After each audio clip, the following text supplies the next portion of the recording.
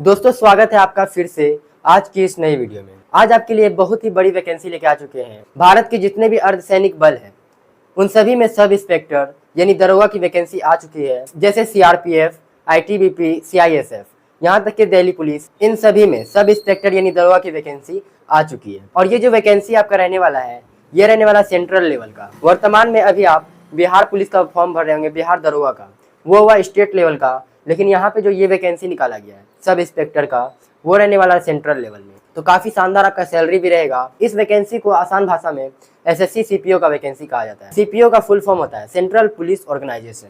तो इसी विभाग में आज की गवर्नमेंट जॉब आई है और वैकेंसी की संख्या भी काफी जबरदस्त है। 3073 पोस्ट टोटल निकाला गया है, जो कि काफी शानदार है। तो आज की इस वीडियो में इस वैकेंसी से रिलेटेड ए टू जेड जानकारी देने वाले हैं कि इसका सिलेक्शन प्रोसेस क्या रहने वाला है, सिलेबस क्या रहेगा, फिजिकल में क्या क्या होगा और इसका अप्लाई कब से स्टार्ट होने वाला है।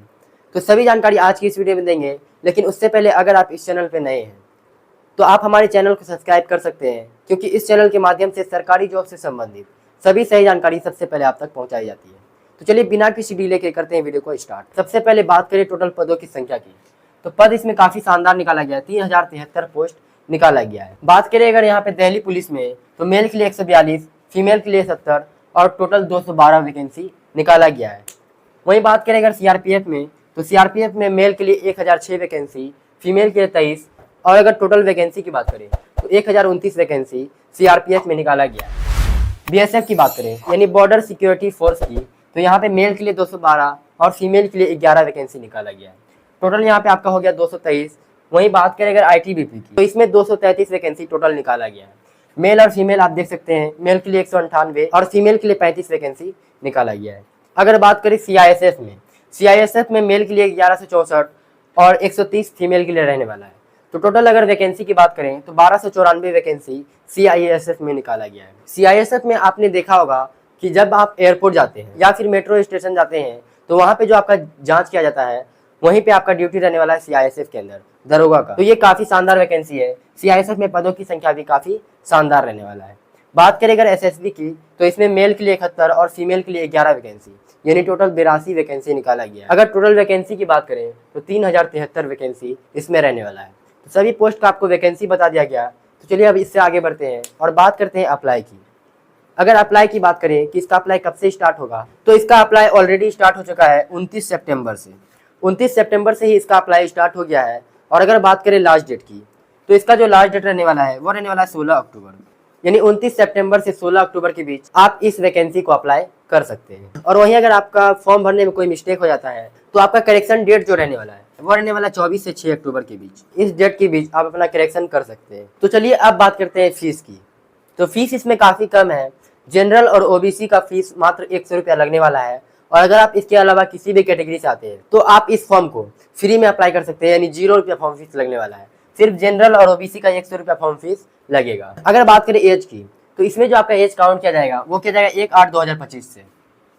इसका मतलब है कि 1/8/2025 तक आपका मिनिमम एज 20 वर्ष और मैक्सिमम 25 वर्ष होना चाहिए, तभी आप इसके लिए आवेदन कर सकते हैं। और अगर बात करें डेट ऑफ बर्थ की तो अगर आप यूआर या ईडब्ल्यूएस है तो आपका डेट ऑफ बर्थ 2/8/2000 से 1/8/2007 के बीच होना चाहिए। वहीं अगर आप ओबीसी से हैं तो ओबीसी को 3 वर्ष का रिलैक्सेशन मिलता है। तो इसका मतलब है कि ओबीसी का जो डेट ऑफ बर्थ रहने वाला है वो रहने वाला 2/8, इससे 3 वर्ष कम कर देंगे, 1997 से 2007 तक आपका डेट ऑफ बर्थ रहना चाहिए। वहीं आपको पता होगा कि SC/ST को 5 वर्ष का रिलैक्सेशन दिया जाता है। तो इससे अगर 5 वर्ष कम करेंगे यानी 1995 से 2007 के बीच आपका डेट ऑफ बर्थ होना चाहिए। उम्मीद है कि आपको एज समझ में आ गया होगा और आपको एज में कोई दिक्कत नहीं होगा। अगर बात करें सिलेक्शन प्रोसेस की तो इसमें सबसे पहले आपका होगा रिटन एग्जाम। सबसे पहले आपका होगा पेपर 1। रिटन एग्जाम में आपका सबसे पहले होगा पेपर 1, उसके बाद होगा फिजिकल, फिर आपका होगा पेपर 2, फिर आपका होगा मेडिकल। तो ये आपका प्रोसेस रहने वाला है सिलेक्शन का। अगर बात करें पेपर 1 के सिलेबस की तो पेपर 1 में टोटल 200 क्वेश्चन रहेगा, 200 मार्क्स का, और 2 घंटे का आपको टाइम दिया जाएगा। नेगेटिव मार्किंग 0.25 का रहने वाला है। बात करें अगर सब्जेक्ट की तो रीजनिंग, मैथ, जीके, जीएस और इंग्लिश, इन 4 सब्जेक्ट से सवाल रहेगा और सभी सब्जेक्ट से 50-50 सवाल रहने वाला है। और प्रत्येक क्वेश्चन आपका 1 मार्क्स का रहेगा। नेगेटिव मार्किंग आपको बता दिया गया। और जैसे ही आप इस एग्जाम को क्वालिफाई करते हैं तब आपका होगा फिजिकल, उसके बाद होगा आपका पेपर 2। तो पेपर 2 में आपका 200 क्वेश्चन, 200 मार्क्स, 2 घंटे का, इसमें भी आपको टाइम दिया जाएगा और 0.25 का नेगेटिव मार्किंग इसमें भी आपका रहने वाला है। अगर सब्जेक्ट की बात करें तो इसमें मात्र आपका इंग्लिश से सवाल रहने वाला है। तो चलिए अब बात करते हैं फिजिकल की। फिजिकल में अगर हाइट की बात करें तो मेल के लिए 170 सेंटीमीटर हाइट होना चाहिए और मेल SC/ST के लिए 162.5 सेंटीमीटर हाइट होना चाहिए। फीमेल की अगर बात करें तो 157 सेंटीमीटर UR फीमेल और ST की बात करें तो 154 सेंटीमीटर हाइट होना चाहिए फीमेल में। वहीं अगर बात करें चेस्ट की तो चेस्ट सिर्फ मेल के लिए होता है 80 से 85 सेंटीमीटर आपका चेस्ट होना चाहिए, यानी बिना फुलाए 80 सेंटीमीटर और फुलाने के बाद 85 सेंटीमीटर चेस्ट होना चाहिए। ये आपका UR के लिए रहने वाला है और ST के लिए 77 से 82 सेंटीमीटर चेस्ट होना चाहिए और चेस्ट केवल मेल के लिए होता है। बात करें अगर रनिंग की तो इसमें दो टाइप का रनिंग होगा, एक फास्ट रनिंग और एक लंबा रनिंग। फास्ट रनिंग की अगर बात करें तो मेल के लिए 100 मीटर का रनिंग 16 सेकंड में कंप्लीट करना होगा। मात्र 100 मीटर का रनिंग 16 सेकंड में कंप्लीट करना होगा मेल के लिए, और फीमेल की अगर बात करें तो 100 मीटर का रनिंग 18 सेकंड में कंप्लीट करना होगा फीमेल को। उसके बाद आपका होगा लॉन्ग रनिंग। लॉन्ग रनिंग की बात करें तो इसमें मेल के लिए 1.6 किलोमीटर का रनिंग 6.5 मिनट में कंप्लीट करना होगा, और फीमेल की बात करें तो 800 मीटर का रनिंग 4 मिनट में कंप्लीट करना होगा। तो ये आपका रनिंग रहने वाला है। उसके बाद आपका होगा लॉन्ग जंप।